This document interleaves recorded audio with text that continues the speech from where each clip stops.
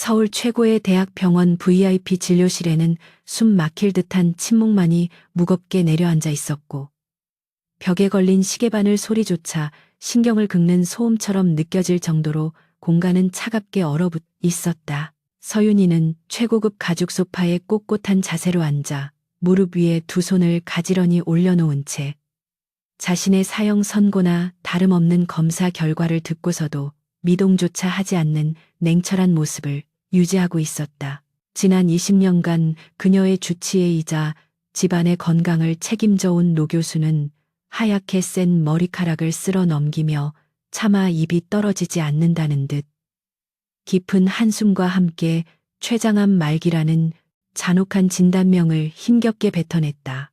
이미 간과 폐로 전이가 상당히 진행되어 수술은 무의미하며 항암 치료 또한 고통스러운 연명 치료에 불과하다는 의사의 말은 그녀가 평생 쌓아온 모든 성취를 비웃는 듯 공허하게 울려 퍼졌다. 윤희는 입가에 옅은 미소를 띠며 마치 남의 이야기를 듣는 사람처럼 건조한 목소리로 자신에게 남은 시간이 얼마나 되는지 물었고, 그것은 지연된 건설 프로젝트의 완공기한을 묻는 태도와 별반 다르지 않았다. 길어야 6개월이라는 시한부 판정을 듣고도 그녀는 그저 가볍게 고개를 끄덕였을 뿐 오열하거나 기적을 애원하는 나약한 모습은 조금도 보이지 않았는데, 이는 그녀가 평생 감정을 철저히 배제하고 이성적으로 문제를 해결해 온 습관 때문이었다. 그녀는 자리에서 일어나 흐트러짐 없는 동작으로 명품 정장 재킷을 매무새 있게 고쳐 입고 정중하게 고개를 숙여 인사를 건넨 뒤 서진그룹 회장다운 당당한 걸음걸이로 진료실을 나섰다. 하지만 육중한 원목 문이 닫히고 복도에 홀로 남겨지는 순간 다리에 힘이 풀려 차가운 벽에 기대지 않고서는 도저히 서 있을 수 없을 만큼 그녀의 내면은 처참하게 무너져 내리고 있었다. 병원 밖으로 나오자 잿빛 하늘에서는 굵은 빗줄기가 쏟아져 내리고 있었고, 차창을 때리는 빗소리는 혼란스러운 윤희의 마음을 대변하듯 거세게 울부짖으며 도시 전체를 삼킬 듯한 기세로 퍼부었다. 그녀는 오늘 하루 운전기사를 쉬게 하고 직접 운전대를 잡은 채 빗물로 흐릿해진 서울의 도로 위를 달리며 복부 깊은 곳에서 올라오는 둔탁한 통증을 참아내야 했는데, 그것은 단순한 스트레스성 위경련이 아니라 죽음의 신호였다. 평생을 남들이 불가능하다고 말하는 정상을 향해 쉼없이 달려왔고, 여자라는 이유로 쏟아지는 편견과 멸시를 짓밟으며 회장 자리에 올랐지만 결국 그녀에게 남은 것은 고독한 죽음뿐이라는 사실이 뼈저리게 다가왔다. 차가운 빗속을 뚫고 달리는 동안 그녀의 머릿속에는 거대 기업의 총수라는 직함도 수천억 원의 자산도 아닌 오직 한 사람의 얼굴만이 떠올랐다. 그녀가 떠올린 유일한 안식처는 바로 남편 박민석이었는데, 그는 비록 사업적 능력은 평범하여 임원들 사이에서 무시당하기 일쑤였지만 윤희에게만은 언제나 따뜻한 미소와 헌신적인 태도를 보여주던 남자였다. 치열한 경영권 분쟁과 살얼음판 같은 이 사회에서 지친 몸을 이끌고 집에 돌아오면 그녀를 위해 따뜻한 물을 받아두고 서툰 솜씨로 야식을 챙겨주던 그의 다정함만이 지금 윤희가 기댈 수 있는 유일한 위로였다. 그녀는 오늘만큼은 회장 서윤희가 아닌 죽음을 앞둔 한 명의 연약한 아내로서 남편의 품에 안겨 마음껏 울고 싶다는 생각에 예정보다 일찍 귀가하여 그와 함께 남은 시간을 어떻게 보낼지 상의하기로 결심했다. 한남동 언덕 위에 자리 잡은 대저택은 빗속에서 고요하게 침묵하고 있었고, 그녀는 익숙하게 차고에 차를 주차한 뒤 떨리는 손으로 현관문의 비밀번호를 눌렀다. 현관문이 열리고 집 안으로 들어서자 적막감이 감도는 거실에는 평소와 다른 낯선 공기가 흐르고 있었는데, 그것은 윤희가 한 번도 사용한 적 없는 달콤하고 저렴한 향수 냄새였다. 여자의 본능적인 직감은 등골을 서늘하게 만들었고, 윤희는 복부의 통증을 억누르며 소리 없이 거실을 지나 2층 부부 침실을 향해 계단을 하나씩 밟고 올라갔다. 반쯤 열린 침실 문틈 사이로 흘러나오는 은은한 조명과 함께 섞여 나오는 남녀의 거친 숨소리와 신음은 윤희의 발걸음을 그 자리에 얼어붙게 만들었고 심장이 다칠 듯한 충격을 안겨주었다.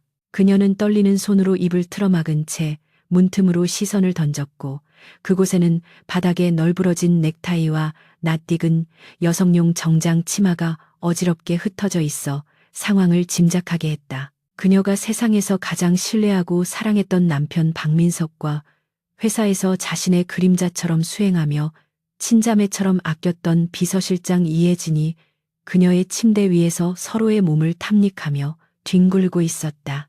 윤희가 선물했던 고급 실크 침대보 위에서 두 사람은 부끄러움도 모른 채 쾌락에 젖어 있었고 민석은 혜진의 목덜미에 얼굴을 묻으며 윤희에게는 단 한 번도 보여준 적 없는 탐욕스러운 표정을 짓고 있었다. 혜진 역시 평소에 단정하고 순종적인 모습은 온데간데 없이 요염한 눈빛으로 민석의 등을 핥히며 교태 섞인 목소리로 속삭이고 있었는데 그 모습은 윤희가 알고 있던 충직한 비서가 아니라 주인의 자리를 노리는 뱀과 같았다. 윤희는 당장 문을 박차고 들어가 두 사람의 머리채를 휘어잡고 소리를 지르고 싶었지만 극한의 분노 속에서도 냉정을 잃지 않는 그녀의 본능이 이성을 붙잡았다.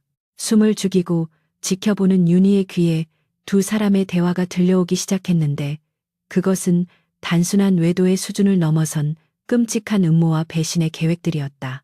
혜진이 콧소리 섞인 목소리로 언제까지 그 깐깐하고 메마른 늙은 여자 비위를 맞춰야 하느냐고 칭얼거리자 민석은 비릿한 웃음을 흘리며 조금만 더 참으라고 그녀를 달랬다. 민석은 윤희가 최근 건강이 급격히 나빠진 것을 언급하며 그녀가 과로사로 쓰러지거나 병으로 죽기만을 기다리고 있다고 말했고 지금 이혼하면 재산 분할 과정에서 빈털터리가 될 수 있으니 완벽한 상속을 위해 참고 있는 것이라고 덧붙였다.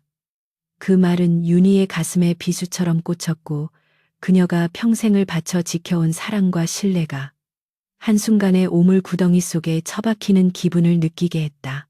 두 사람은 윤희가 죽은 뒤 차지하게 될 서진 그룹의 막대한 자산과 부동산을 어떻게 처분할지 구체적인 계획까지 떠벌리고 있었는데 혜진은 이미 회계 장부를 조작해 비자금을 빼돌릴 준비를 마쳤다고 자랑스럽게 떠들었다. 그녀는 윤희가 진행 중인 대형 프로젝트의 실패 책임을 윤희에게 뒤집어 씌울 서류까지 조작해 두었다며 킬킬거렸고 민석은 그런 혜진이 기특하다는 듯 입을 맞추며 그녀의 영리함을 칭찬했다.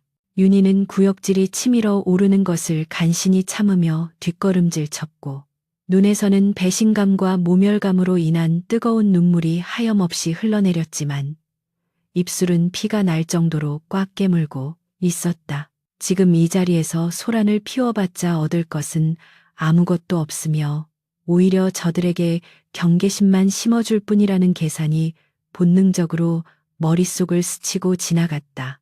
윤희는 유령처럼 소리 없이 계단을 내려와 현관을 빠져나왔고 문이 닫히는 순간까지도 두 사람은 자신들의 파멸이 문 밖에 와 있다는 사실을 전혀 눈치채지 못했다.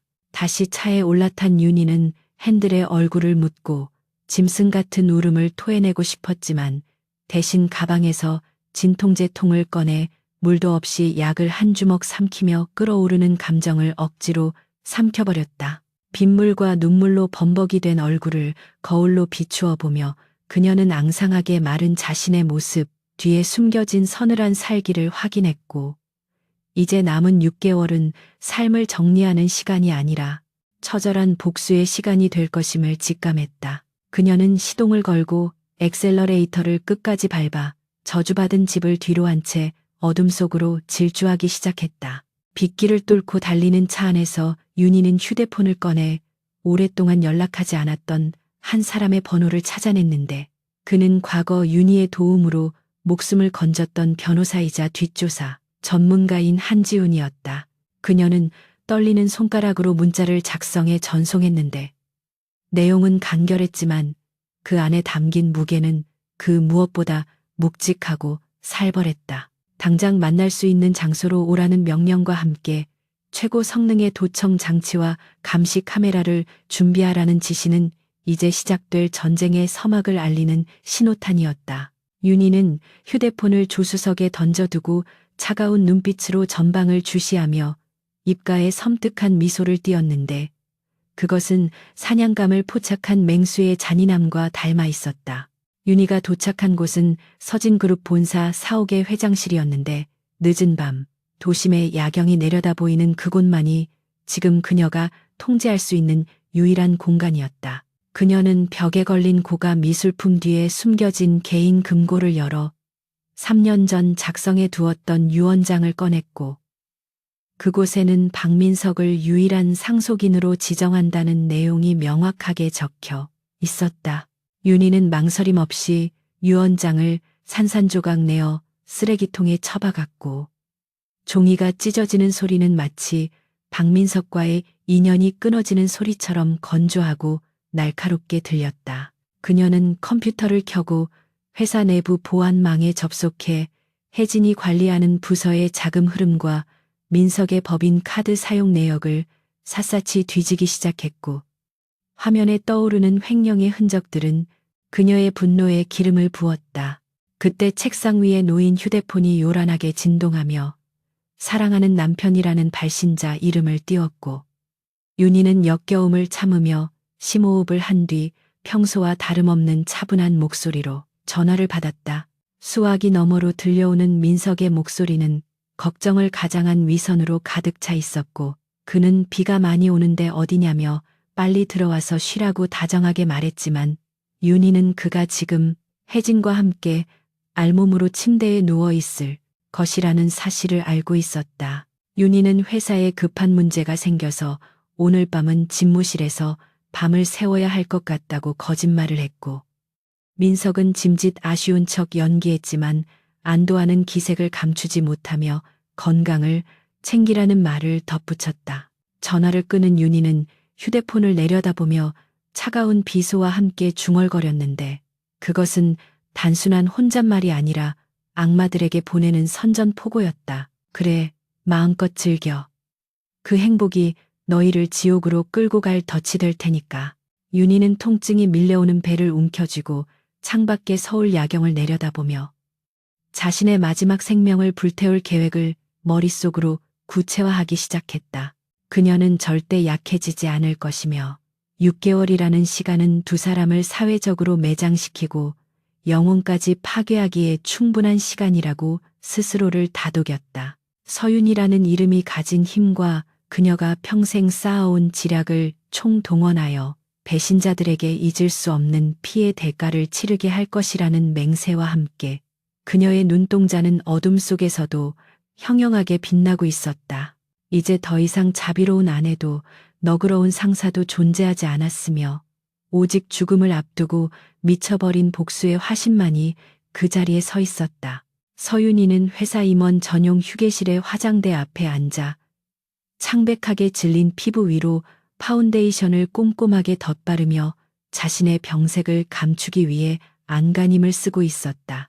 거울 속에 비친 그녀의 얼굴은 불면의 밤과 암세포가 갉아먹는 고통으로 인해 눈두덩이가 카닥에 꺼져 있었지만 그녀는 숙련된 솜씨로 그 위에 완벽하고 차가운 서진그룹 회장의 가면을 덮어 씌웠다. 어제 병원에서 보였던 찰나의 나약함은 온데간데 없이 사라졌고 그 자리에는 누구도 감히 범접할 수 없는 서늘한 위엄만이 남아 있었지만 그녀의 목덜미는 미세하게 떨리고 있었다.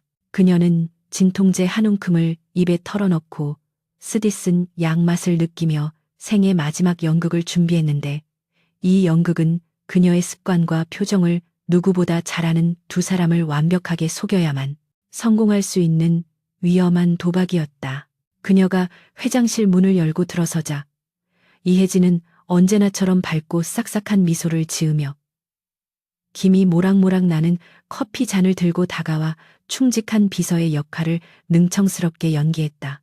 불과 몇 시간 전 자신의 침실에서 남편과 뒹굴던 여자가 아무 일도 없었다는 듯 눈앞에서 웃고 있는 모습을 보자 윤희는 위장이 뒤틀리는 듯한 구역질을 느꼈지만 필사적으로 안면, 근육을 통제해 피로가 섞인 온화한 표정을 지어 보였다. 윤희는 혜진이 건넨 커피를 받아들며 그녀의 성실함을 칭찬했는데 혜진의 블라우스 깃에 묻은 파운데이션 자국이 자신이 사용하는 호수와 미묘하게 다르다는 것을 눈치채고 속으로 차가운 조소를 보냈다. 당장이라도 뜨거운 커피를 저 가증스러운 얼굴에 부어버리고 싶은 충동이 일었지만 윤희는 태연하게 한 모금 마시며 요즘 부쩍 몸이 무겁다는 말로 덫의 첫 번째 미끼를 던졌다. 오전 회의가 끝난 후 박민석이 회장실로 들어와 윤희의 건강을 염려하는 척 연기를 시작했는데 그 모습이 윤희의 눈에는 너무나도 투명하고 역겨운 삼류 배우의 발연기처럼 보였다. 윤희는 의자 깊숙이 몸을 파묻으며 한숨을 내쉬었고 일부러 어깨를 축 늘어뜨려 자신이 얼마나 지쳐 있는지를 과장되게 보여준 뒤 두툼한 결제 서류처를 마오가니 책상 위로 밀어 보냈다. 그것은 민석이 그토록 원했지만 그의 무능함을 알기에 윤희가 끝까지 허락하지 않았던 물류자회사의 경영권을 그에게 전적으로 위임한다는 내용이 담긴 기한서였다. 윤희는 건강이 악화되어 당분간 치료에 전념해야 할 것 같다며 이제 당신이 나서서 내 빈자리를 채워달라고 부드럽게 거짓말을 했고 민석의 눈동자는 탐욕과 놀라움으로 크게 흔들렸다. 민석은 터져나오는 웃음을 억지로 참으며 짐짓 엄숙한 표정으로 자신이 모든 것을 책임질 테니 당신은 오직 회복에만 신경 쓰라고 말했지만 서류를 집어드는 그의 손끝은 흥분으로 파르르 떨리고 있었다. 그는 자회사를 어떻게 키울 것인지에 대해 장황하게 떠들어댔지만 윤희는 이미 그 회사의 재무구조를 복잡하게 꼬아놓아 민석이 손을 대는 순간 횡령과 배임의 증거가 남도록 설계해 두었다는 사실을 그는 꿈에도 알지 못했다. 윤희는 그가 서류에 서명하는 모습을 지켜보며 차가운 쾌감을 느꼈는데 그것은 자신의 목을 챈 밧줄을 스스로 꼬고 있는 어리석은 짐승을 바라보는 사냥꾼의 심정과 같았다. 민석이 가벼운 발걸음으로 혜진에게 이 기쁜 소식을 전하러 나간 뒤 윤희는 닫힌 문을 응시하며 눈에서 온기를 완전히 지워버렸다.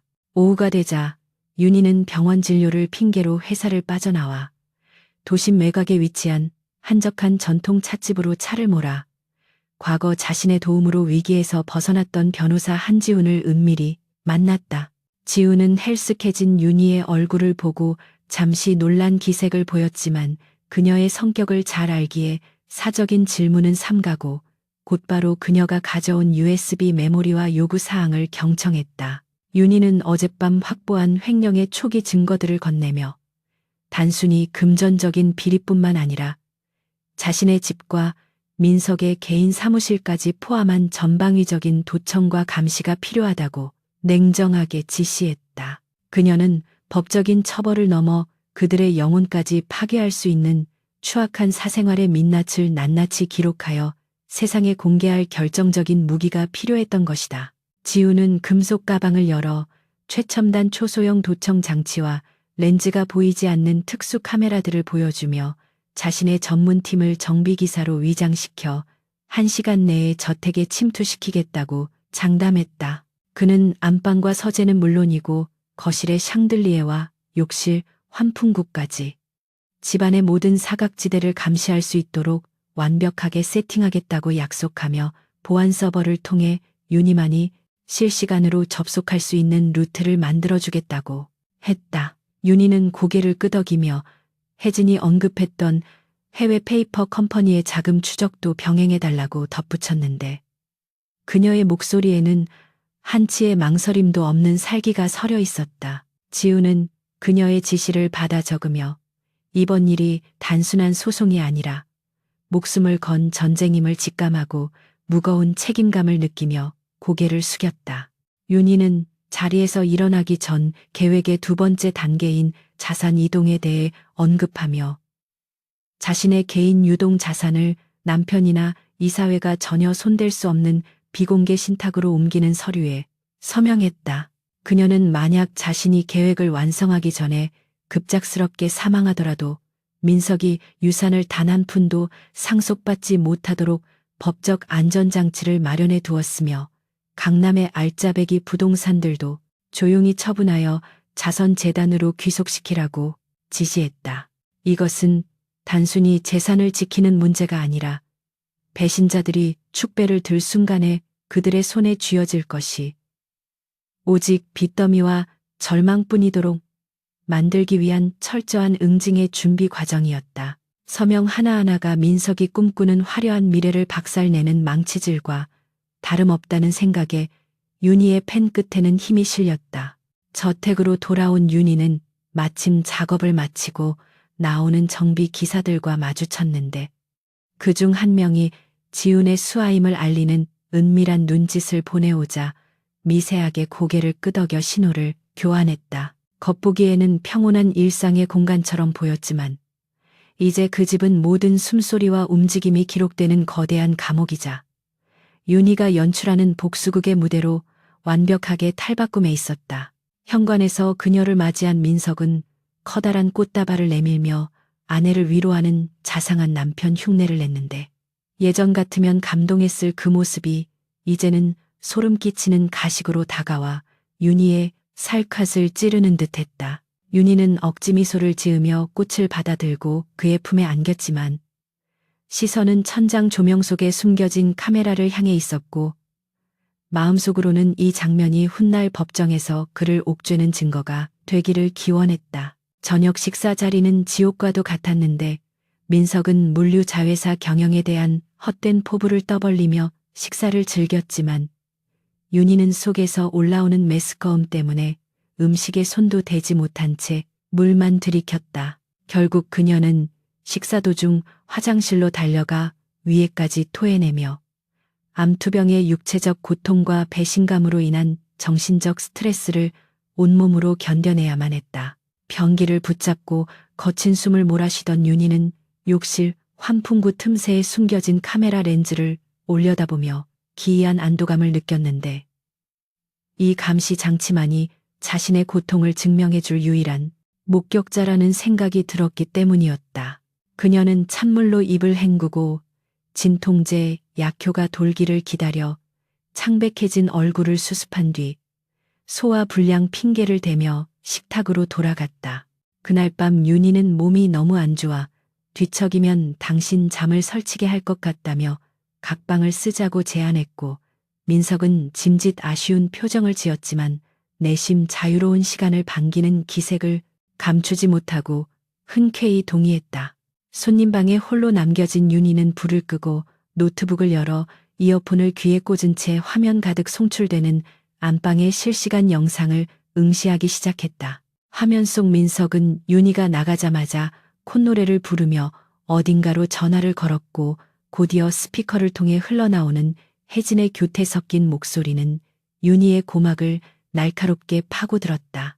윤희는 어둠 속에서 푸르스름한 모니터 빛을 받으며 자신의 집을 떠도는 유령처럼 그들의 추악한 미래를 지켜보았고 두 사람을 파멸시킬 관뚜껑에 못을 하나씩 박아 넣는 심정으로 밤을 지새웠다. 서윤희는 진통제의 기운을 빌려 간신히 버티고 있는 몸을 이끌고 대회의실 상석에 앉아 있었는데 그녀의 눈앞에는 서진그룹의 미래를 결정지을 중대한 프로젝트의 브리핑 자료가 놓여 있었다. 그녀가 이번 이사회를 위해 준비한 마이다스 프로젝트는 표면적으로는 동남아시아의 신흥 개발국의 대규모 히토류 광산을 개발하고 재련 공장을 설립하는 수조, 원규모의 초대형 투자 사업처럼 보였다.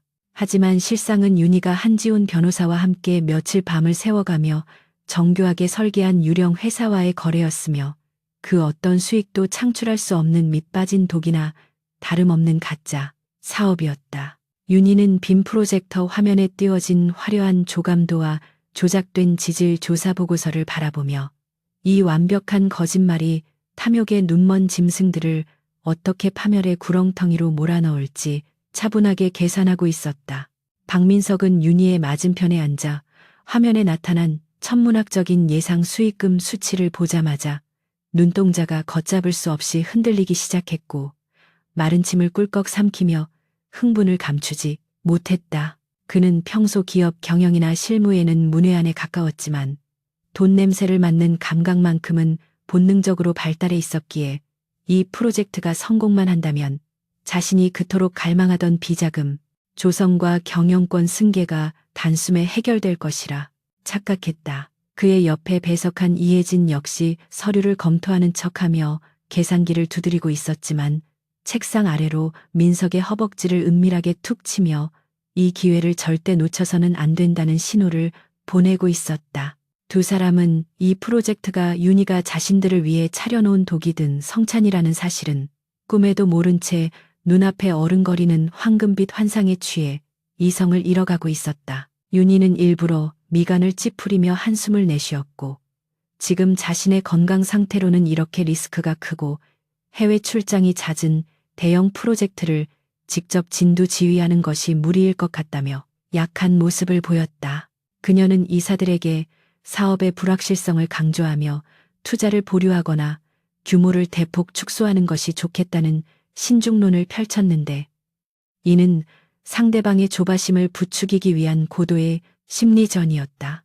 예상대로 민석은 윤희의 말이 끝나기가 무섭게 자리를 박차고 일어나며 지금이야말로 그룹이 도약할 수 있는 절호의 기회인데 회장의 건강 때문에 이를 포기하는 것은 직무유기라며 목소리를 높였다. 그는 자신이 직접 현지에 가서 협상을 마무리 짓고 사업을 총괄하겠다고 호언장담하며 윤희를 대신해 회사를 이끌 준비가 되어 있음을 강력하게 피력했다. 회의가 끝난 후 회장실로 따라 들어온 민석은 더욱 노골적으로 야욕을 드러내기 시작했는데 그는 윤희에게 당신은 이제 요양원에 들어가서 편히 쉬어야 할 때라며 자신에게 정권을 위임해 달라고 종용했다. 혜진 역시 차를 내오며 회장님의 건강이 최우선이니 이번만큼은 부사장님을 믿고 맡겨보시는 게 어떻겠냐고 거들며 옆에서 부채질을 해댔다.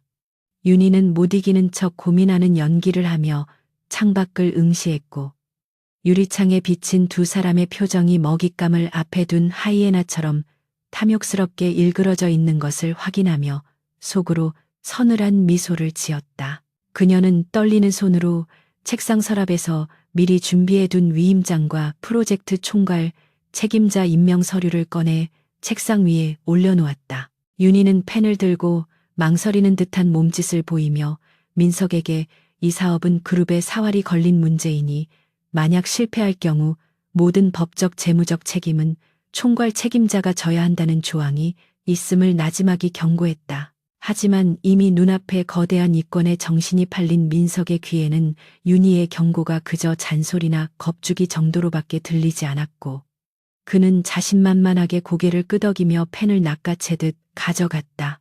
민석이 서류에 자신의 이름을 거침없이 휘갈겨 쓰는 순간 윤희는 심장이 거세게 뛰는 것을 느꼈는데 그것은 불안함 때문이 아니라 복수의 첫 단추가 완벽하게 끼워졌다는 희열 때문이었다. 그 서명은 단순한 결제가 아니라 박민석 스스로가 자신의 목에 올가미를 걸고 발받침대를 걷어차는 자살행위나 다름없었다.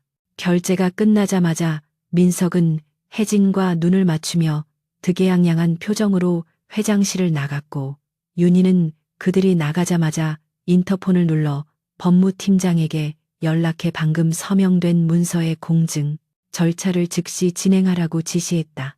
이제 마이다스 프로젝트의 모든 권한과 책임은 박민석에게 넘어갔으며 앞으로 발생할 수백억 원대의 손실과 횡령 혐의는 고스란히 그의 몫이 될 것이었다. 윤희는 의자에 깊숙이 몸을 기대며 눈을 감았는데 암세포가 갉아먹는 복부의 통증이 날카롭게 밀려왔지만 그녀는 그 고통조차 복수를 위한 연료로 삼으며 이를 악물고 버텼다. 그녀는 서류철 속에 숨겨둔 진짜 자금 내역서를 꺼내보며 이들이 빼돌리려고 계획한 자금이 실제로는 해외의 가짜 계좌를 거쳐 윤희가 설립한 암 환자 지원 재단으로 흘러들어가도록 설계된 자금 세탁 경로를 다시 한번 점검했다. 그날 저녁 민석과 혜진은 강남의 고급 프라이빗 바에서 둘만의 축배를 들고 있었는데 윤희는 집안의 감시 카메라를 통해 그들의 역겨운 파티를 실시간으로 지켜보고 있었다. 샴페인 잔을 부딪히며 민석은 이제 늙고 병든 마녀의 그늘에서 벗어나 진정한 오너가 되었다고 소리쳤고, 혜진은 그의 품에 안겨 사모님 소리를 듣게 될 날이 머지 않았다며 교태를 부렸다. 그들은 프로젝트 자금 중 일부를 빼돌려 두바이의 호화 별장을 구입할 계획을 세우고 있었으며, 윤희가 죽은 후 그녀의 보석들을 어떻게 처분할지까지 의논하며 낄낄거렸다. 윤희는 화면 속에 그들을 보며 차가운 생수를 들이켰는데 물맛이 마치 피처럼 비릿하게 느껴졌지만, 그녀는 눈 하나 깜짝하지 않고 그들의 대화를 모두 녹음하고 있었다. 윤희는 노트북 화면을 끄고 어두운 방 안에 홀로 앉아 자신의 앙상해진 손목을 만지작거렸는데, 혈관이 도드라진 창백한 피부는 그녀에게 남은 시간이 얼마 없음을 무언의 압박으로 상기시켜 주었다. 하지만 그녀는 죽음의 공포에 잠식당하는 대신 그 공포를 날카로운 칼날로 연마하여 배신자들의 심장을 겨누는 무기로 만들고 있었다. 그녀는 휴대폰을 들어 한지훈 변호사에게 문자를 보내 마이다스 프로젝트의 가짜 파트너들에게 내일부터 민석을 압박하여 무리한 자금 집행을 요구하라는 지령을 내렸다.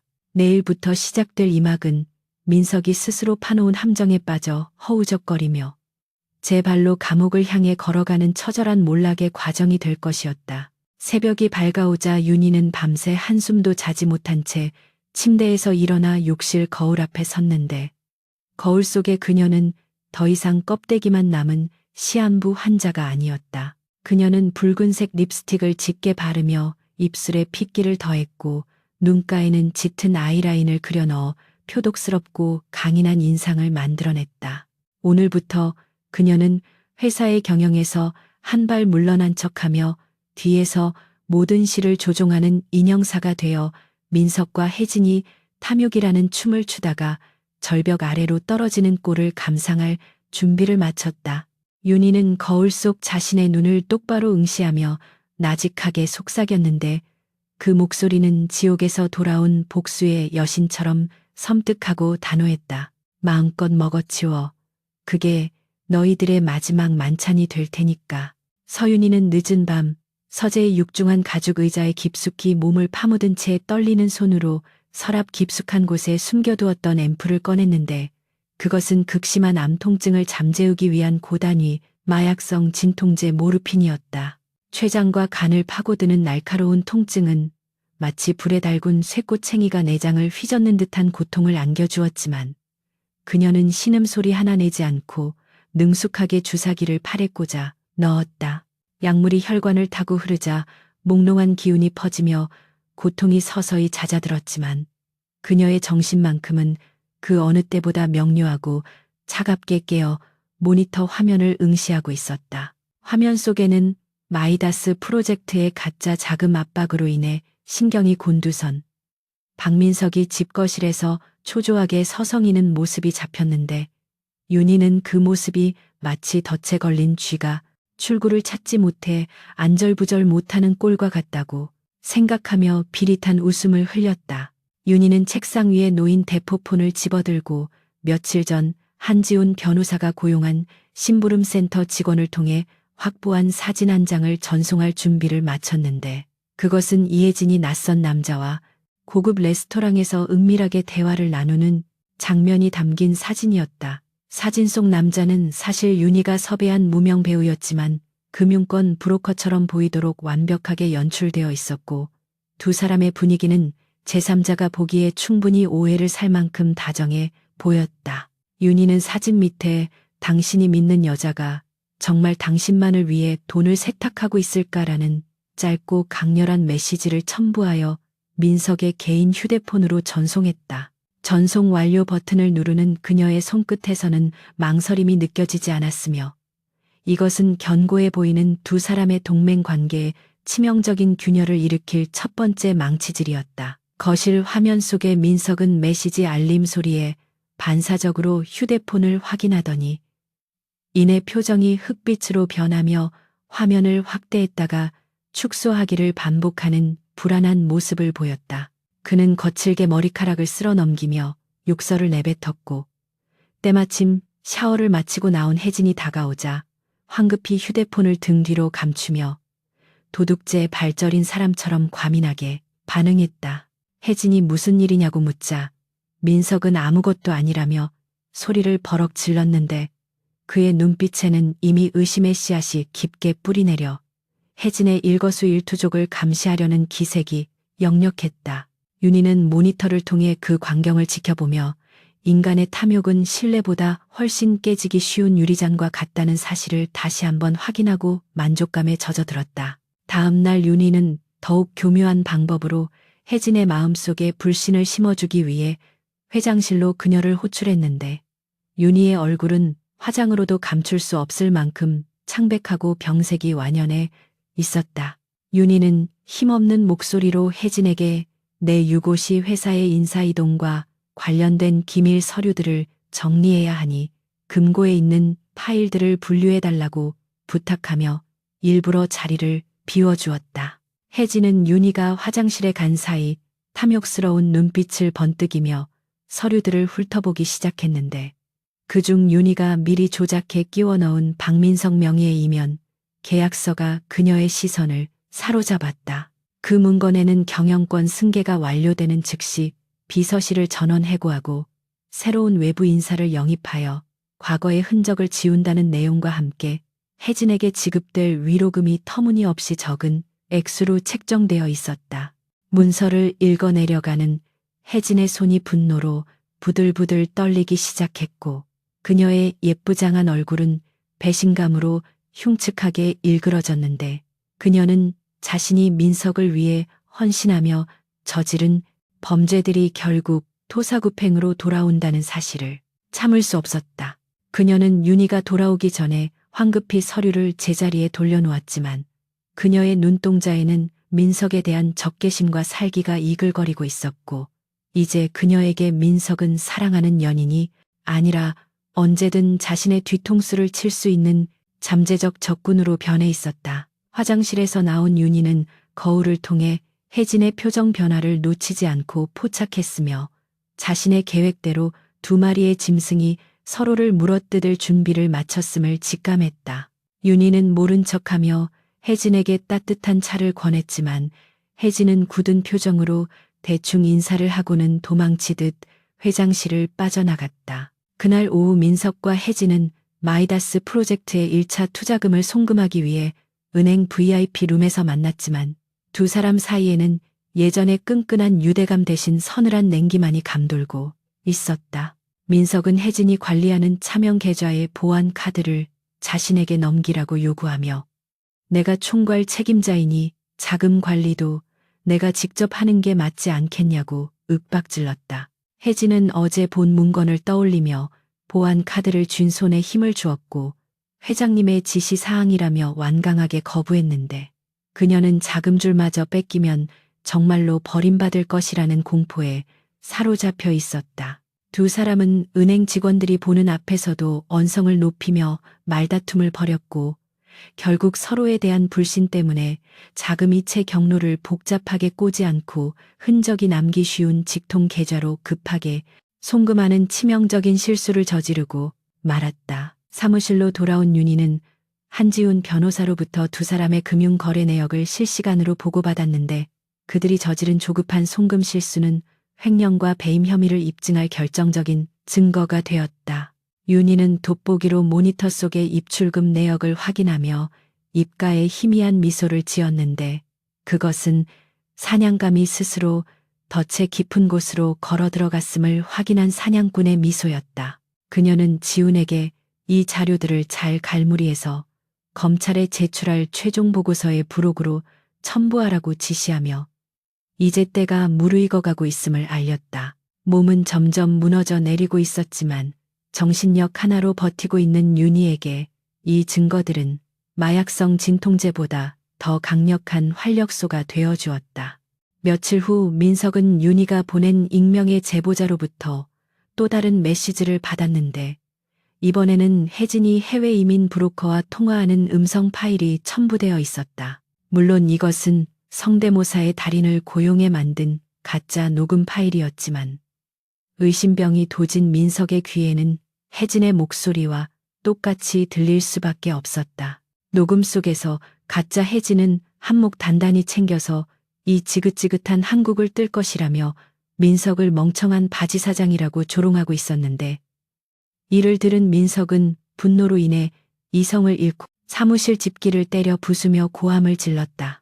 그는 즉시 혜진을 자신의 집무실로 불러들여 뺨을 올려붙이며 네가 감히 나를 배신하려 하느냐고 따져 물었고 영문을 모르는 혜진 역시 지지 않고 맞서며 민석의 멱살을 잡고 난투극에 가까운 싸움을 벌였다. 두 사람의 고성이 오가는 집무실 밖에서는 직원들이 수군거리고 있었지만 윤희는 회장실의 CCTV를 통해 이 모든 난장판을 감상하며 차분하게 차를 마시고 있었다. 서로를 향해 쏟아내는 저주와 폭로들은 고스란히 녹음되어 그들의 범죄 사실을 교차 검증하는 완벽한 자백 증거로 차곡차곡 쌓이고 있었다. 민석은 혜진이 횡령한 돈을 빼돌려 도망갈 것이라 확신했고 혜진은 민석이 자신을 감옥에 보내고 혼자 잘 먹고 잘 살려 한다고 오해하며 두 사람은 이제 돌아올 수 없는 강을 건너고 말았다.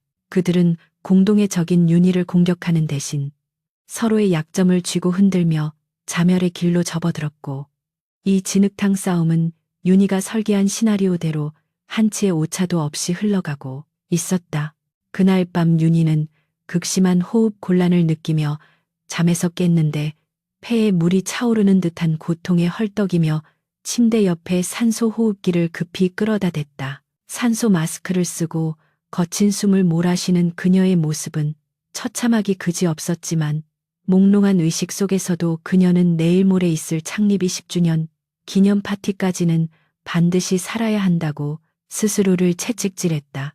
그녀는 침대맡에 놓인 가족 사진 액자를 집어들었는데 그곳에는 행복하게 웃고 있는 젊은 날의 자신과 민석의 모습이 담겨 있었지만 그녀는 망설임 없이 액자를 바닥에 던져 박살을 냈다.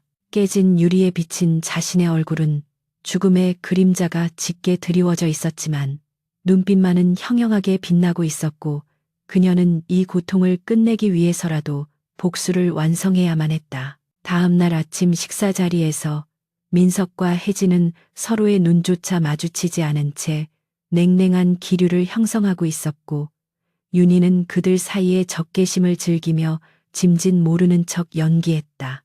윤희는 다가오는 창립 기념일 행사에서 마이다스 프로젝트의 성과를 대대적으로 발표하고 민석을 차기 회장으로 공식화하는 자리를 갖겠다고 선언했다. 그 말에 민석은 혜진에 대한 의심을 잠시 거두고 다시금 탐욕스러운 눈빛을 빛냈으며 혜진 역시 자신이 버려지지 않았다는 안도감과 함께 마지막 기회라는 생각에 눈을 번뜩였다.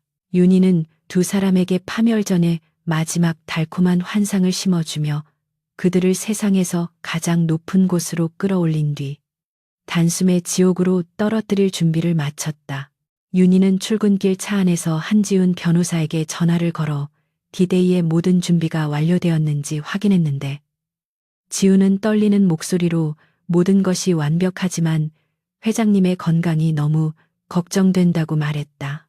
윤희는 담담한 목소리로 내 걱정은 하지 말고 내일 행사장에 경찰청, 지능범죄 수사대와 언론사 기자들을 한 명도 빠짐없이 배치하라고 지시했다. 그녀는 전화를 끊고 차창 밖으로 스쳐 지나가는 서울의 풍경을 눈에 담으며 이것이 자신이 보는 마지막 세상의 모습일지도 모른다는 생각에 가슴이 먹먹해져 왔다. 하지만 그녀는 감상에 젖을 시간조차 사치라는 것을 알기에 눈물을 삼키며 다시 한번 마음을 다잡고 최후의 결전을 향해 나아갔다. 사무실에 도착한 윤희는 극비리에 보관해 두었던 프로젝트의 원본 서류와 조작된 서류를 비교하며 내일 프레젠테이션 화면에 띄울 폭로 영상을 최종 점검했다. 영상 속에는 두 사람의 불륜 장면과 횡령 모의 음성, 그리고 서로를 비방하는 어제의 싸움 영상까지 적나라하게 편집되어 있었다. 이 영상이 공개되는 순간 서진 그룹은 발칵 뒤집힐 것이고 민석과 혜진은 사회적으로 완전히 매장당할 것이며 윤희의 복수는 완성될 것이다. 그녀는 모니터 화면을 어루만지며 죽어가고 있는 자신의 육신이 마지막으로 타오를 불꽃이 얼마나 거대하고 파괴적일지 상상하며 전율을 느꼈다.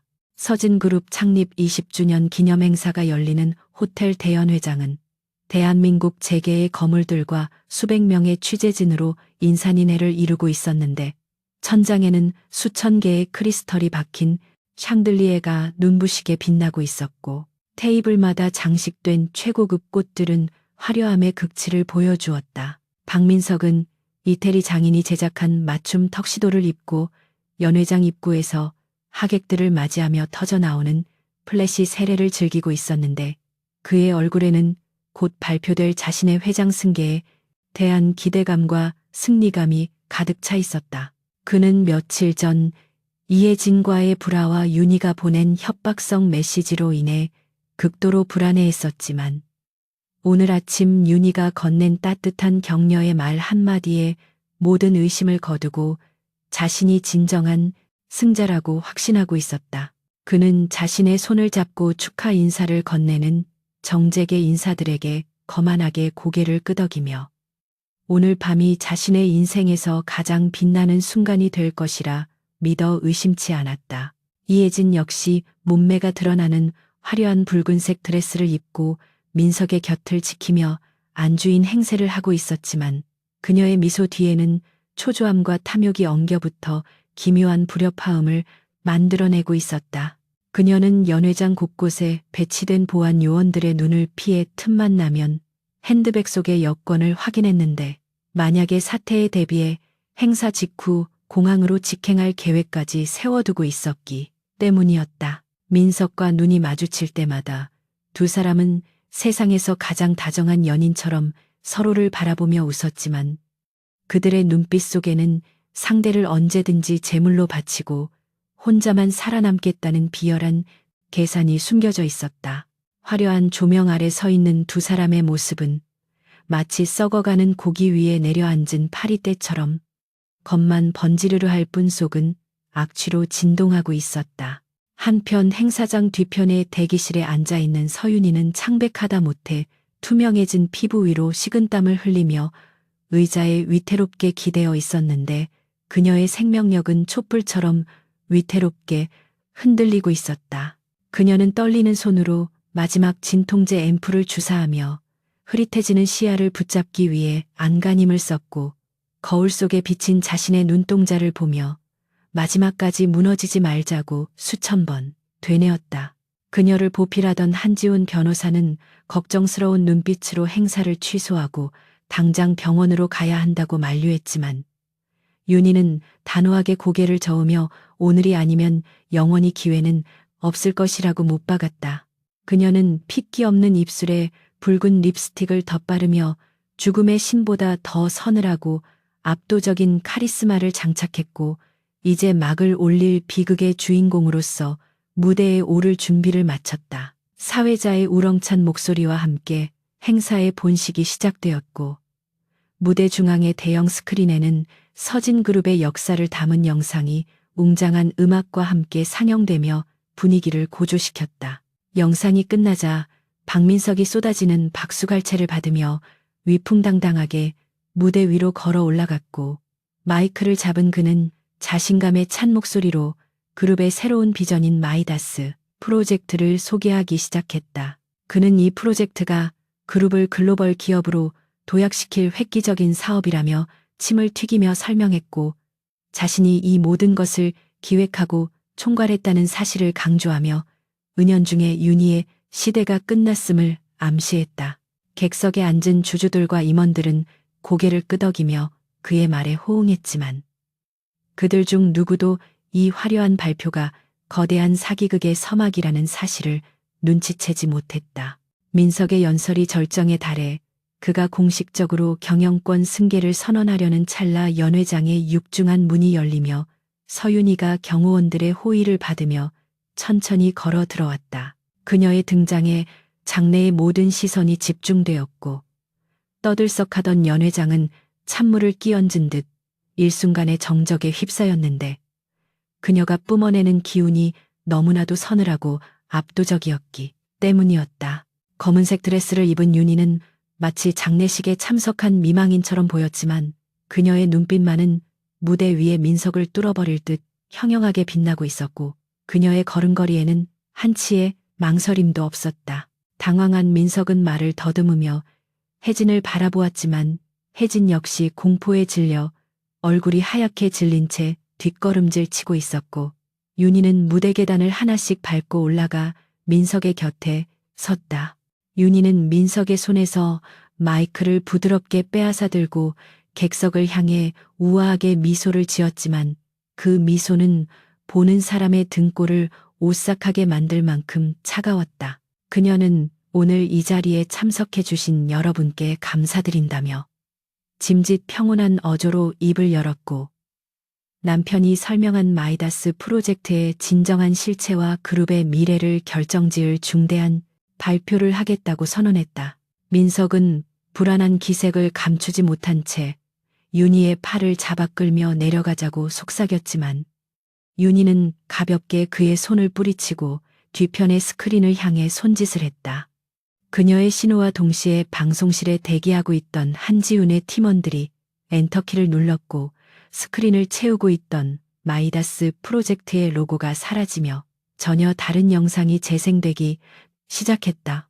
스크린에 나타난 것은 며칠 전 윤희의 침실에서 촬영된 적나라한 불륜 현장의 영상이었는데 고화질로 확대된 화면 속에서 민석과 혜진은 서로의 몸을 탐닉하며 윤희를 조롱하는 대화를 나누고 있었다. 연회장은 순식간에 경악과 충격의 도가니로 변했고 귀빈들은 입을 다물지 못한 채 화면과 무대 위에 두 사람을 번갈아 쳐다보며 수군거리기 시작했다. 영상 속의 민석은 늙은 마녀가 빨리 죽어야 재산을 챙길 텐데라며 낄낄거렸고 혜진은 회계 장부를 조작해 비자금을 만드는 방법을 구체적으로 설명하며 윤희를 비웃고 있었다. 스피커를 통해 흘러나오는 그들의 추악한 신음소리와 욕설은 호텔 연회장의 품격을 바닥으로 떨어뜨렸고 두 사람의 사회적 지위와 명예를 산산조각 내버리기에 충분했다. 민석은 사색이 되어 소리를 지르며 영상 담당자에게 당장 끄라고 고래고래 악을 썼지만 시스템은 이미 외부에서 해킹으로 잠겨 있어 누구도 손을 댈 수 없는 상태였다. 그는 무대 위를 미친 사람처럼 뛰어다니며 스크린을 몸으로 가리려 애썼지만 거대한 화면을 가리기에는 역부족이었고 오히려 그의 처절한 몸부림이 관객들에게 더 큰 조롱거리가 될 뿐이었다. 혜진은 바닥에 주저앉아 얼굴을 감싸쥐고 비명을 질렀지만 스크린에서는 연이어 두 사람이 서로를 의심하며 멱살을 잡고 싸우는 영상과 횡령한 돈을 나누어 해외로 도피하려는 음모가 담긴 녹취록이 자막과 함께 흘러나왔다. 플래시가 쉴 새 없이 터지며 두 사람의 일그러진 표정을 담아냈고 기자들은 특종을 잡기 위해 무대 앞으로 몰려들며 질문 공세를 퍼부었다. 영상이 횡령 증거 자료 화면으로 넘어가자 윤희는 다시 마이크를 잡고 떨리지만 명확한 목소리로 이 모든 것이 사실이며 두 사람은 지난 수년간 회사의 공금을 횡령하고 주주들을 기만해왔다고 폭로했다. 그녀는 마이다스 프로젝트 역시 자금 세탁을 위한 유령 사업임을 밝히며 관련 서류와 증거 자료를 이미 검찰에 제출했다고 덧붙였다. 객석에 있던 주주들은 분노하며 고성을 질렀고 일부는 물병과 음식물을 무대 위로 던지며 배신감을 표출했는데 아수라장이 된 연회장은 마치 지옥의 한 장면을 연상케 했다. 민석은 윤희에게 달려들며 죽여버리겠다고 위협했지만 대기하고 있던 경호원들이 그를 제압하여 바닥에 짓눌렀고 그는 짐승처럼 울부짖으며 발버둥쳤다. 그 순간 연회장의 문이 활짝 열리며 정복을 입은 경찰들과 검찰 수사관들이 들이닥쳤고 그들은 무대 위로 올라와 박민석과 이혜진에게 체포영장을 제시했다. 특정 경제범죄, 가중처벌 등에 관한 법률 위반 및 살인미수 혐의라는 죄목이 낭독되자 민석은 억울하다며 이것은 모함이라고 발악했지만 차가운 수갑이 그의 손목에 채워지는 것을 막을 수는 없었다. 혜진 역시 울며불며 민석이 시켜서 한 일이라며 선처를 호소했지만 그녀의 손목에도 똑같이 수갑이 채워졌고 그녀의 붉은 드레스는 이제 죄수복처럼 초라해 보일 뿐이었다. 수백 대의 카메라가 두 사람이 연행되는 굴욕적인 모습을 생중계했고 이 장면은 전국으로 퍼져나가며 서진 그룹 역사상 최악의 스캔들로 기록되었다. 윤희는 경찰에게 끌려가는 두 사람의 뒷모습을 차가운 눈으로 지켜보며 깊은 숨을 내쉬었는데 가슴속을 짓누르던 거대한 바위가 사라진 듯한 해방감과 함께 극심한 허무함이 밀려왔다. 민석이 끌려가면서 마지막으로 윤희를 돌아보며 저주를 퍼부었지만 윤희는 그저 입가에 씁쓸한 미소를 띠며 그를 외면했고 그것이 두 사람의 마지막 눈맞춤이었다. 복수는 완성되었고 악인들은 심판대에 올랐지만 그 대가로 윤희가 치러야 할 육체적 고통의 시간은 이제 한계점에 다다르고 있었다. 긴장이 풀리자 억눌러왔던 통증이 쓰나미처럼 덮쳐왔고 그녀의 다리는 더 이상 몸을 지탱할 힘을 잃고 휘청거리기 시작했다. 윤희는 무대 중앙에서 현기증을 느끼며 비틀거렸고 시야가 급격히 어두워지며 세상이 빙글빙글 도는 것을 느꼈는데 귀에서는 날카로운 이명이 들려와 사람들의 웅성거림을 삼켜버렸다. 그녀가 중심을 잃고 바닥으로 쓰러지자 하얀 드레스 셔츠 위로 붉은 선혈이 왈칵 쏟아져 나왔고 그녀는 각혈하며 의식을 잃어갔다. 놀란 한지훈과 수행원들이 비명을 지르며 무대 위로 뛰어 올라왔고 객석은 또 다른 충격과 공포에 휩싸여 비명소리로 가득 찼다. 윤희는 흐릿해지는 의식 속에서 화려한 샹들리의 불빛이 마치 저승으로 가는 길을 밝혀주는 등불처럼 아름답다고 느끼며 천천히 눈을 감았다.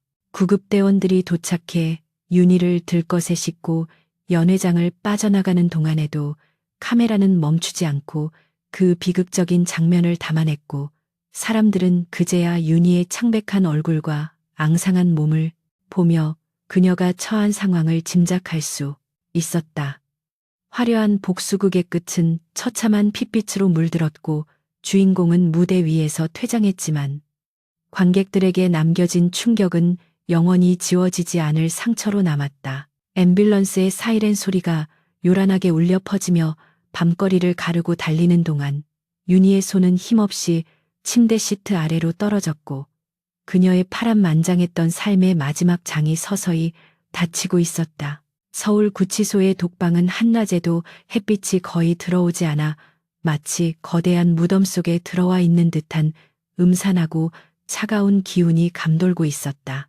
수인 번호 4028번이 박힌 칙칙한 갈색 수의를 입은 박민석은 곰팡내 나는 좁은 방구석에 웅크리고 앉아 며칠 전까지만 해도 누렸던 화려한 호텔 스위트룸과 최고급 샴페인의 맛을 환각처럼 떠올리고 있었다.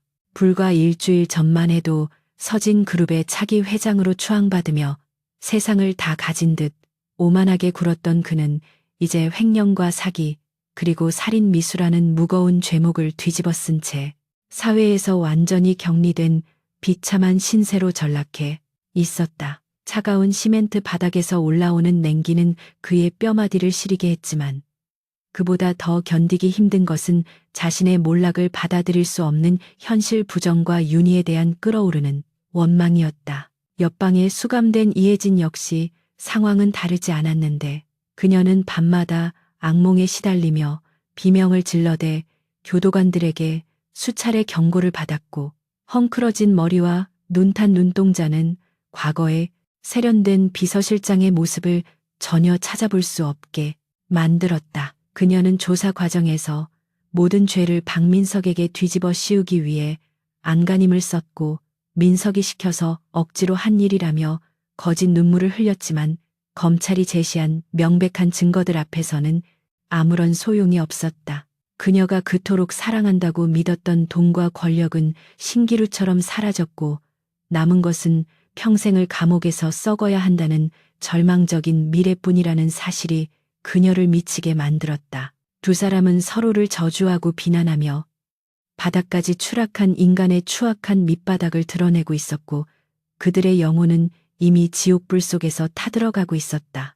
한편 병원 VIP 병동에서 의식을 되찾은 서윤이는 산소 호흡기에 의지해 간신히 숨을 이어가고 있었지만 그녀의 눈빛만은 꺼지지 않는 불꽃처럼 강렬하게 타오르고 있었다.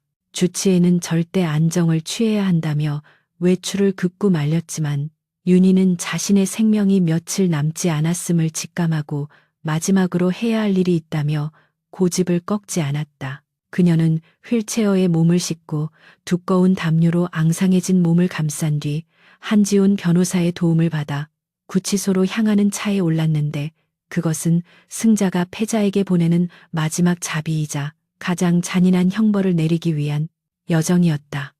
차창 밖으로 스쳐 지나가는 서울의 풍경은 눈부시게 아름다웠지만 윤희의 마음은 이미 세상의 미련을 버리고 오직 진실의 심판대만을 향해 달려가고 있었다. 접견실의 두꺼운 강화 유리 너머로 나타난 박민석의 몰골은 처참하기 그지없었는데 덥수룩하게 자란 수염과 초점 없는 눈동자는 그가 얼마나 극심한 공포와 불안에 시달리고 있는지를 여실히 보여주었다. 그는 휠체어를 타고 들어오는 윤희를 보자마자 벌떡 일어나 유리벽에 매달리며 여보라고 울부짖었고 제발 나 좀 꺼내달라고 비굴하게 애원하기 시작했다.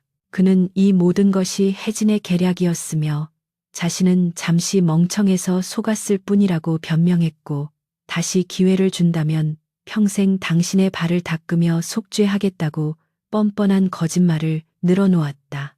윤희는 그런 민석을 무표정한 얼굴로 바라보며 인간이 어디까지 비열해질 수 있는지 확인했고 한때 저런 남자를 믿고 사랑했던 자신의 과거가 뼈저리게 후회스러웠다. 윤희는 민석의 애원이 잦아들기를 기다렸다가 천천히 입을 열었는데 목소리는 작고 떨렸지만 그 안에 담긴 내용은 민석의 고막을 찢어놓을 만큼 충격적이었다. 그녀는 자신이 췌장암 말기이며 이미 간과 폐까지 전이되어 의학적으로 더 이상 손 쓸 수 없는 상태라는 사실을 담담하게 고백했다. 민석은 갑작스러운 그녀의 고백에 눈을 동그랗게 뜨고 잠시 말을 잇지 못했는데 윤희는 쓴웃음을 지으며 쓰고 있던 모자를 벗어 항암 치료와 병마로 인해 듬성듬성해진 머리카락과 앙상한 두상을 그대로 보여주었다. 죽음의 그림자가 짙게 드리워진 그녀의 모습은 민석에게 충격을 넘어선 기이한 공포를 안겨주었고 그는 멍하니 입을 벌린 채 그녀를 바라볼 뿐이었다. 이어서 윤희는 한지훈 변호사에게 눈짓을 했고 변호사는 가방에서 서류 한 장을 꺼내 유리벽에 붙여 민석이 내용을 볼 수 있도록 펼쳐 보였다. 그것은 윤희가 민석의 외도를 목격하기 직전에 작성해 두었던 유언장의 사본이었는데 그곳에는 윤희 사후 모든 재산과 경영권을 배우자인 박민석에게 단독 상속한다는 내용이 명확하게 명시되어 있었다. 윤희는 떨리는 손가락으로 그 문구를 가리키며 당신이 만약 나를 배신하지 않고 그저 6개월만 아니 단 3개월만이라도 내 곁을 지키며 착한 남편 연기를 계속했다면 이 모든 것이 당신의 것이 되었을 것이라고 나직하게 속삭였다. 그 말은 민석의 뇌리에 벼락처럼 꽂혔고 그는 서류에 적힌 날짜와 내용을 번갈아 확인하며 경악을 금치 못했다. 민석의 얼굴은 순식간에 흑빛으로 변해갔고 그의 눈동자는 믿을 수 없는 현실 앞에서 격렬하게 흔들리기 시작했는데 그것은 자신이 저지른 어리석은 짓에 대한 뒤늦은 깨달음이었다. 그는 그토록 원했던 막대한 부와 권력이 사실은 손만 뻗으면 닿을 수 있는 곳에 있었음에도 불구하고 자신의 더러운 탐욕과 조바심 때문에 제 발로 걷어차 버렸다는 사실을 뼈저리게 실감했다. 윤희는 멍해진 민석을 향해 당신은 스스로 복을 걷어차고 지옥을 선택한 것이라며 이제 감옥에서 평생을 썩으며 당신이 놓친 것들을 상상하고 후회하는 것이 내가 당신에게 내리는 진짜 형벌이라고 차갑게 선고했다. 그것은 육체적인 고통보다 더 끔찍한 정신적인 고문이었으며 민석의 남은 인생을 끝없는 자책과 고통 속으로 몰아넣을 완벽한 저주였다. 충격에 휩싸인 민석은 괴성을 지르며 머리를 쥐어뜯기 시작했고 유리벽을 주먹으로 내리치며 이건 말도 안 된다고, 거짓말이라고 악을 써댔다. 그는 자신이 놓쳐버린 수조원의 재산과 자유로운 삶이 눈앞에 아른거려 미칠 것만 같았고, 혜진을 만나지 않았더라면, 조금만 더 기다렸더라면 하는 부질없는 가정들이 머릿속을 맴돌며 그를 미치게 만들었다. 교도관들이 달려와 발광하는 민석을 제압하여 끌고 나가는 동안에도 그는 윤희를 향해 한 번만 용서해달라고, 다시 유언장을 써달라고 울부짖었지만 그의 목소리는 짐승의 단말마처럼 처절하게 울려 퍼지다 사라졌다. 윤희는 그 모습에서 어떠한 희열도 느끼지 못한 채 그저 쓸쓸한 눈빛으로 그가 사라진 빈 의자를 바라보았다. 윤희는 다음으로 이혜진을 접견했는데 그녀 역시 민석과 다를 바 없이 피폐해진 모습으로 나타나자마자 무릎을 꿇고 눈물을 흘리며 용서를 구했다. 윤희는 혜진에게도 똑같이 자신의 시한부 사실과 민석에게 보여주었던 유언장 이야기를 들려주었는데 특히 혜진에게는 만약 민석이 상속을 받았다면 그 혜택을 함께 누렸을 것이라는 잔인한 가정을 덧붙였다.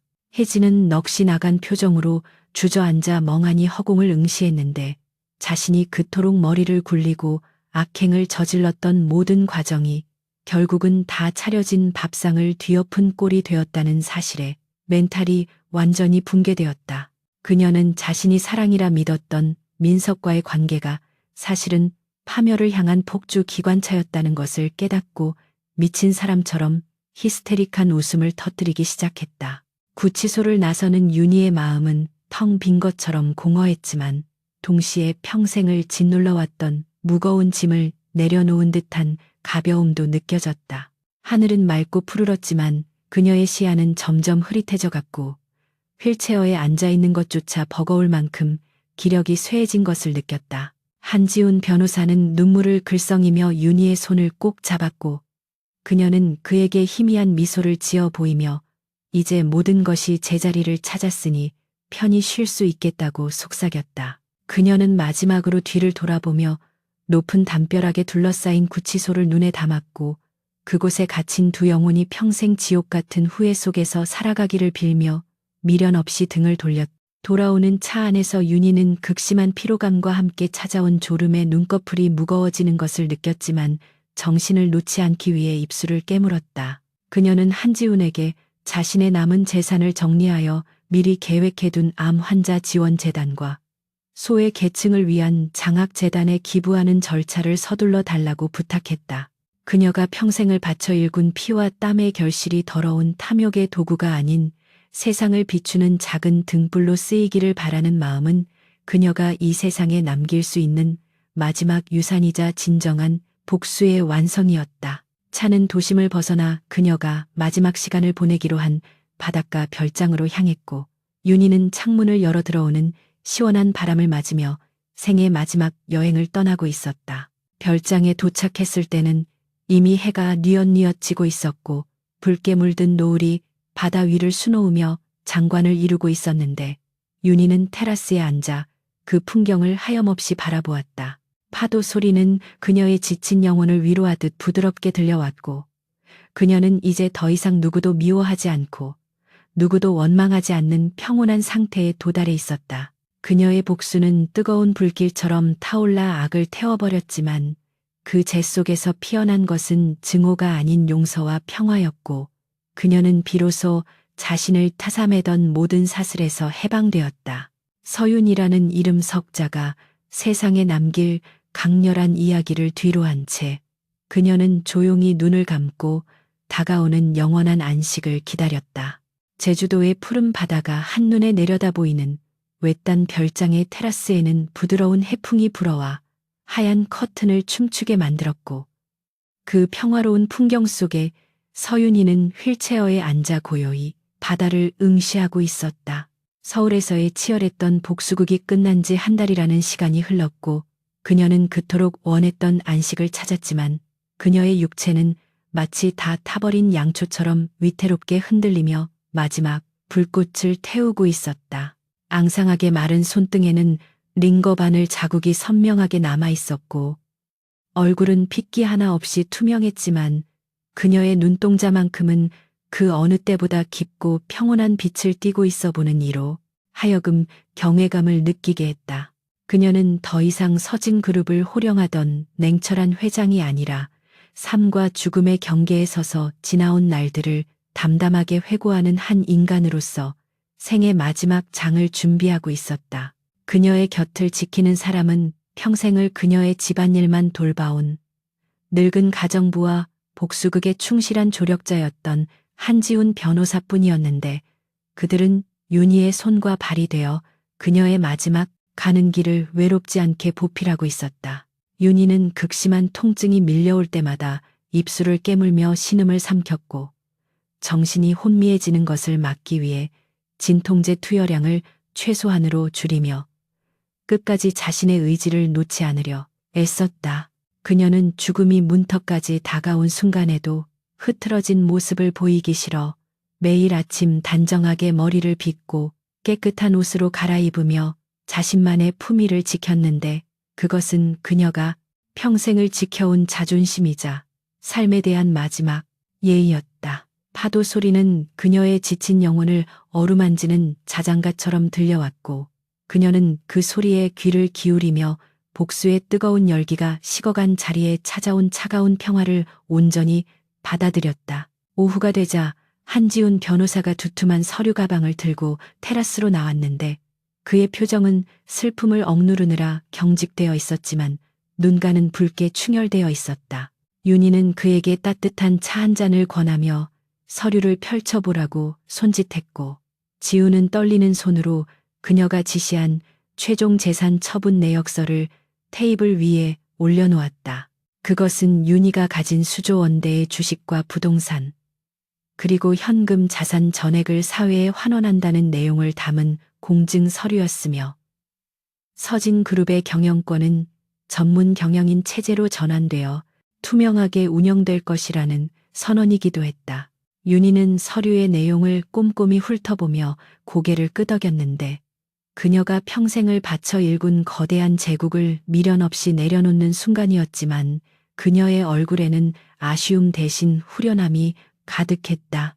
그녀는 펜을 들어 서류의 마지막 장에 서명하며 이 모든 재산이 암 환자들을 위한 호스피스 병원 설립과 소외 계층 아동들을 위한 장학재단 운영에 쓰이도록 해달라고 당부했다. 서윤이라는 이름으로 남겨질 이 재단은 그녀가 세상에 진 빚을 갚는 방법이자 자신처럼 고통받는 이들에게 전하는 마지막 위로였으며 더러운 욕망으로 얼룩진 돈을 가장 깨끗한 방법으로 씻어내는 정화의식이기도 했다. 지우는 흐르는 눈물을 닦으며 회장님의 뜻을 반드시 받들어 세상에서 가장 투명하고 아름다운 재단을 만들겠다고 맹세했고 윤희는 그에게 고맙다는 말과 함께 엷은 미소를 지어 보였다.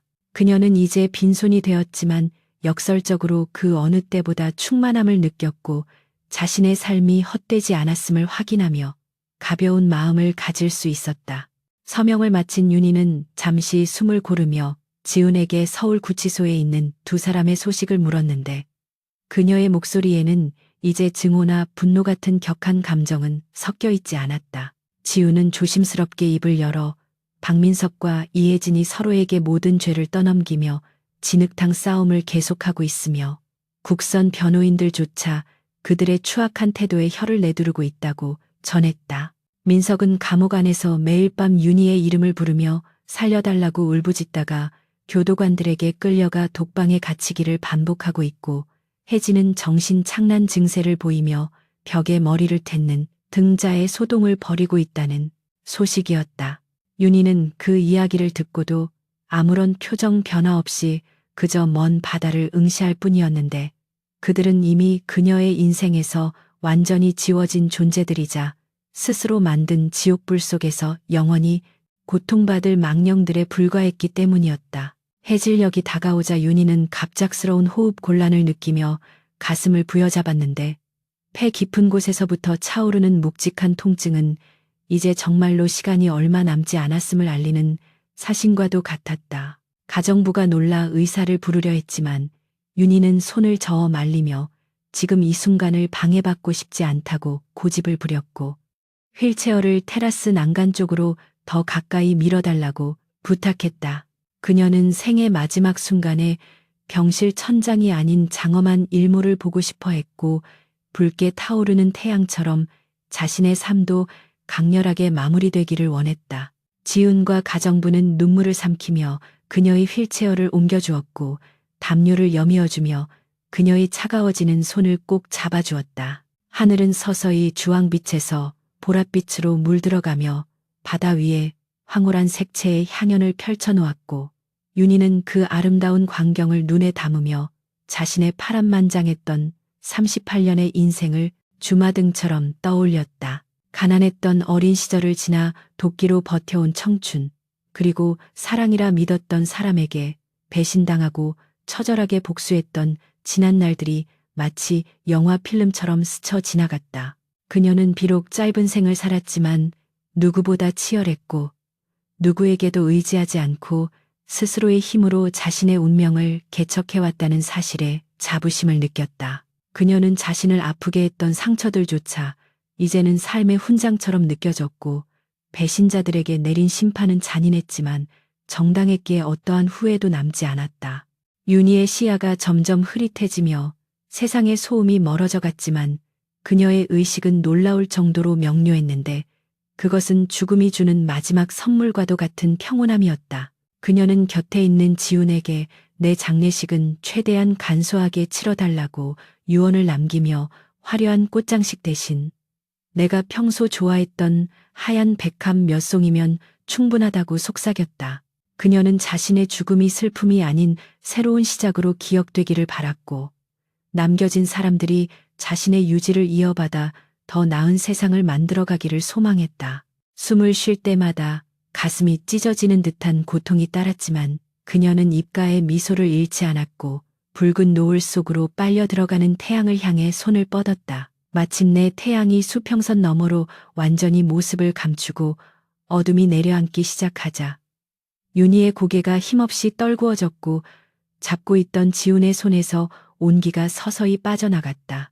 서진 그룹을 이끌었던 철의 여인 서윤희는 그렇게 파도 소리를 자장가 삼아 영원한 잠에 들었는데 그녀의 마지막 얼굴은 고통 없이 잠든 아기처럼 평온해 보였다. 지훈과 가정부는 오열하며 그녀의 죽음을 애도했지만 그들의 울음소리는 처연한 바닷소리에 묻혀 허공으로 흩어졌고 별장에는 깊고 무거운 침묵만이 내려앉았다. 그녀는 떠났지만 그녀가 남긴 거대한 발자취와 전설 같은 이야기는 이제 막 세상에 알려지기 시작했고 그녀는 죽어서야 비로소 진정한 자유를 얻게 되었다. 며칠 후 치러진 서윤희의 장례식은 그녀의 유언대로 소박하고 엄숙하게 진행되었지만 그녀를 추모하기 위해 모여든 인파는 장례식장을 가득 메우고도 남았다. 재계의 거물들 뿐만 아니라 그녀의 장학재단 도움을 받은 학생들과 암 투병 환자들이 자발적으로 찾아와 하얀 국화를 헌화하며